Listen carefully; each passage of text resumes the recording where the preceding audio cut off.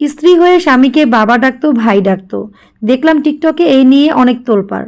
আচ্ছা, এটা কি করে সম্ভব? এতদিন তারা পাবলিককে বোঝাতো তারা ভাই বোন, আর সতীনকে বলতো ভাবি। ভাবতেই অবাক লাগে, মানুষ দিন দিন টাকা ইনকাম করার জন্য মানুষদের ইমোশন নিয়ে কিভাবে খেলছে। এজন্য এক অসুস্থ মস্তিষ্কে পৌঁছে দিচ্ছে তারা। যাকে সে ভাই বলতো, বাবার মতো মর্যাদা দিত, সেই নাকি তার স্বামী। আর যাকে বলতো ভাবি, সে তার সতীন। তাহলে এতদিন ভাই বোনের শো অফ করা কি দরকার ছিল? হাজবেন্ড ওয়াইফের সম্পর্ক পৃথিবীতে সবচেয়ে মধুর সম্পর্ক। আর যেহেতু তারা একসাথেই ছিল, তার মানে ওয়াইফ সহ সবাই মিউচুয়ালি এই সম্পর্কটাকে ক্যারি করছিল। হ্যাঁ, মানুষ প্রথম স্ত্রীকে রেখে না জানিয়ে দ্বিতীয় বিয়ে করলে সেই দ্বিতীয় বিয়েটাকে হিডেন রাখে। কিন্তু তারা যেহেতু সবকিছু জানতো, শুধু শুধু তো সাধারণ মানুষগুলোকে এরকম মিথ্যার মধ্যে না রাখলেও পারতো। যেহেতু তারা পাবলিকলি কাজ করে, সবাই তাকে চিনে, তাদের ভিডিওগুলো দেখে, সেহেতু তাদের দায়বদ্ধতা এখানে আছে। আলটিমেটলি এই কর্মকাণ্ডগুলো সমাজে বা কী প্রভাব ফেলছে? যাই হোক, আল্লাহ এদেরকে হেদায়েত দান করুক, সঠিক বুঝ দান করুক। আর আমাদের উচিত এইরকম মানুষদেরকে ফলো না করা, যারা কিনা সমাজের জন্য খারাপ প্রভাব বহন করে। চলেন এবার আজকের ভিডিওতে দেখানো কেক ডেকোরেশন নিয়ে গল্প করি।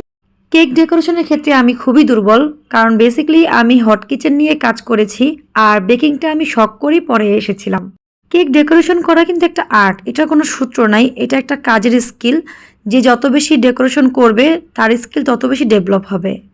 যেহেতু আমার ছোট একটা বেবি আছে, তাই ওকে নিয়ে আমি খুব একটা ডেকোরেশন করতে পারি না, কারণ ও আমার হাত থেকে এটা ওইটা নিয়ে যায়। তাই এখন থেকে ভাবছি যে প্রায়ই আমি কেক ডেকোরেশন করব, যেন আমার হাতটা ক্লিয়ার হয় আর ডেকোরেশন স্কিলটা যেন বাড়ে। তো আজকে আমি আমার বাবুর জন্য একটা কেক বানিয়েছি, আর এটা ও যেহেতু ফুটবল খুব পছন্দ করে, তাই আমি ফুটবল থিম রাখতে চেয়েছিলাম উইদাউট ফন্ডেন্ট। আমি আজকে ক্রিম দিয়ে ফুটবল থিম কেকটা তৈরি করেছিলাম। কেকটা ছিল একটা ভ্যানিলা ফ্লেভারের কেক, যার মধ্যে আমি প্রতিটা স্লাইসে ভ্যানিলা ক্রিম দিয়েছি, চকলেট চিপস দিয়েছিলাম। যেহেতু আমি হেভি একটা ডেকোরেশন করব, তাই আমি ক্রাম কোটের পরে আর ফিনিশিং দেইনি। প্রথমে আমি স্টিক দিয়ে উপরে একটা ফুটবলের শেপ দিয়েছি বা ফুটবল আর্ট করে নিয়েছি।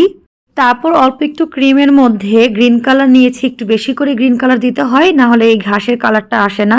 আর ক্রিমের মধ্যে কিন্তু অতিরিক্ত কালার মিশালে ক্রিমের স্টিফনেসটা চলে যায়, আর সেই ক্রিমটা খেতেও কিন্তু খুব একটা ভালো হয় না। এই জন্য কেকের কালার যত বেশি সফট রাখা যায় তত ভালো। যাই হোক, সবাই আমাকে কমেন্ট করে অবশ্যই জানাবেন কেক ডেকোরেশনটা কেমন হয়েছে। যদিও আমি বুঝতে পারছি খুবই পচা হয়েছে, তবুও প্লিজ সবাই আমাকে ক্ষমা সুন্দর দৃষ্টিতে দেখবেন। ইনশাআল্লাহ প্র্যাকটিস করতে করতে একদিন আমিও খুব সুন্দর কেক ডেকোরেশন করতে পারবো। ততদিন পর্যন্ত আপনাদের ভালোবাসা এবং সাপোর্ট আশা করছি। তো আজকের ভিডিওটা এই পর্যন্তই। ইনশাআল্লাহ সামনে আরও অনেক মজার মজার ভিডিও নিয়ে আসবো। সবাই ভালো থাকবেন, সুস্থ থাকবেন। আল্লাহ হাফেজ। আসসালামু আলাইকুম।